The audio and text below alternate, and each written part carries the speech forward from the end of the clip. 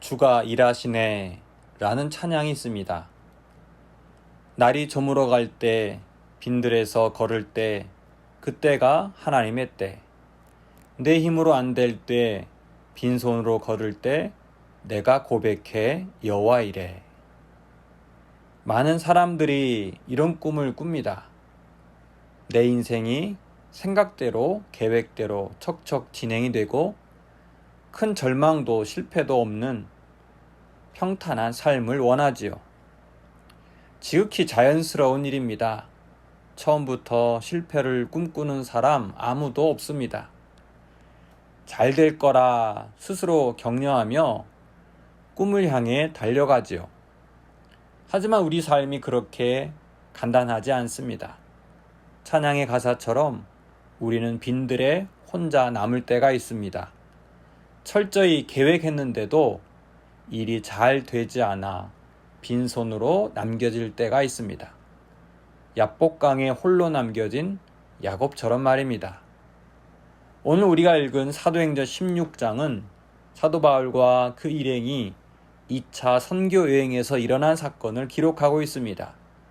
먼저 1절에서 5절에 보면 바울이 디모데라는 제자를 데리고 더베와 루스드라 여러 성을 돌아가며 복음을 전합니다. 그 사역의 결과를 5절에서 이렇게 보고합니다. 이에 여러 교회가 믿음이 더 굳건해지고 수가 날마다 늘어가니라. 성도들의 믿음이 성장하고 교회가 부흥한다는 것, 바울에게 이보다 더 즐겁고 행복한 것은 없을 것입니다. 하지만 6절에서 7절을 보세요. 성령이 아시아에서 말씀을 전하지 못하게 하시거늘 그들이 부르기아와 갈라디아 땅으로 다녀가 무시아 앞에 이르러 비두오니아로 가고자 애쓰되 예수의 영이 허락하지 아니하시는지라. 6절부터 갑자기 생각하지 못한 일이 벌어집니다. 더베와 루스드라 지역의 선교가 성공적으로 마치고 이제 동쪽인 아시아 지역으로 옮겨 그곳에서 복음을 전하려 할 때 성령이 바울의 계획을 막는 것이지요. 그래서 바울은 비두니아로 들어가려 합니다. 그러나 무슨 이유였는지 이번에도 예수의 영이 그것을 허락하지 않습니다. 성령께서 어떤 식으로 바울 일행의 선교 계획을 막았는지 기록하지 않아 그 이유를 정확히 알 수 없습니다. 그러나 바울 입장에서 참 난처했을 것입니다. 모르긴 몰라도 이 계획을 선교팀과 오랜 회의를 거치고 기도와 고심 속에 계획했을 것입니다. 그러나 성령은 2번이나 그것을 가로막습니다. 똑같은 상황은 아니지만 우리 삶도 돌아보면 이런 일을 종종 만납니다. 오랫동안 준비하고 계획한 일이 뜻대로 되지 않을 때가 있지요. 아무리 기를 쓰고 영을 써도 안 됩니다. 반면 어떤 일은 그렇게 많은 준비를 하지 않았는데도 일이 술술 풀립니다. 생각지 못한 도움의 손길을 경험하기도 합니다. 그렇습니다. 늘 그런 것은 아니지만 아무리 노력해도 안 되는 일이 있고 반면 별로 노력도 안 했는데 순조롭게 일이 잘 진행될 때가 있습니다. 바울과 그의 선교 일행이 처한 상황이 전자의 상황이었습니다. 여러분, 그럴 때 우리가 어떻게 해야 할까요? 9절을 보면 바울이 밤에 환상을 봅니다. 마게도냐 사람 하나가 나타나 마게도냐로 건너와서 우리를 도우라 간청합니다. 바울의 계획은 아시아에 있었지만 하나님의 뜻은 마게도냐에 있었던 것이지요. 이 사건이 있은 후 바울은 자신의 선교 계획을 대폭 수정해서 마게도냐로 발길을 돌리게 됩니다. 그러면 바울의 마게도냐 지역 선교는 어떻게 되었을까요? 오늘 본문은 아니지만 11절 이하를 보면 그곳에서 바울과 선교 일행은 큰 위기에 봉착합니다. 마게도냐의 첫 번째 도시인 빌립보에서 루디아라는 자색 옷감 장사를 하는 여인을 만납니다. 그녀는 복음을 듣고 자신뿐만 아니라 온 가족이 세례를 받습니다.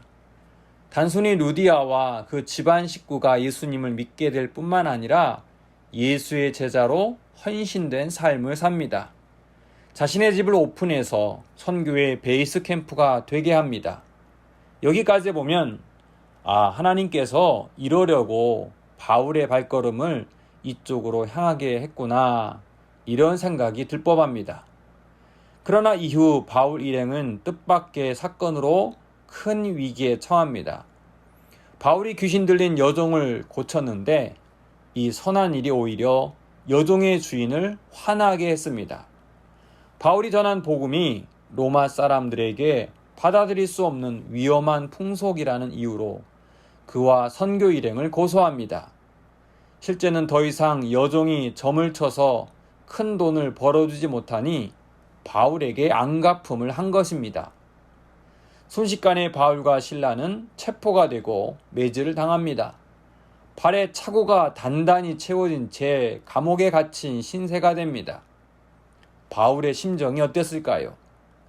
성령의 지시대로 원래 계획을 수정해서 마게도냐 지역으로 왔는데, 그래서 빌립보 지역에서 우연히 만난 루디아 여인의 도움으로 선교가 잘 되나 싶었을 때 뜻밖의 귀신 들린 여종을 고치다가 졸지에 위기에 처한 것입니다. 실컷 매를 맞고 어두운 감옥에 갇힌 것이지요. 바울도 우리와 똑같은 성정을 가진 사람입니다. 계획한 일이 잘 되고 하는 일이 순조롭게 진행되면 기분이 좋고, 반대로 자꾸만 일이 꼬이면 짜증이 나는 법입니다. 더군다나 억울하게 매를 맞고 감옥에 갇혔을 때 자연스럽게 실망할 수밖에 없습니다. 도대체 하나님이 우리와 함께 하시는 게 맞는가 의심이 들기도 합니다. 오늘 설교의 첫 부분에서 소개한 찬양을 한 번 더 기억했으면 합니다. 가사에서 보면 내 힘으로 안 될 때, 빈손으로 외로운 빈들을 걸을 때, 그때가 하나님의 때임을 고백하는 찬양입니다. 여호와 이레 하나님, 여호와의 산에서 준비하심을 경험할 수 있는 시간입니다. 이어지는 후렴구 가사가 이렇습니다. 주가 일하시네, 주가 일하시네, 주께 아끼지 않는 자에게. 주가 일하시네, 주가 일하시네, 신뢰하며 걷는 자에게. 찬양의 가사대로 내 뜻대로 되지 않을 때, 계획한 대로 일이 되지 않을 때, 그때가 주님이 일하는 시간입니다. 주님의 일하심을 신뢰하시며 오늘도 주님과 동행하는 복된 하루 되길 바랍니다. 하나님, 바울의 선교 사역이 늘 성공만 있지 않았습니다. 때로는 계획한 것을 대폭 수정해야 했고, 때로는 인내하며 기다려야 했습니다. 우리 역시 그렇습니다. 주님의 선하신 뜻대로 살려 해도 우리 뜻대로 되지 않을 때가 있습니다. 그때 주님이 일하심을 신뢰하게 하옵소서. 예수님의 이름으로 기도합니다. 아멘.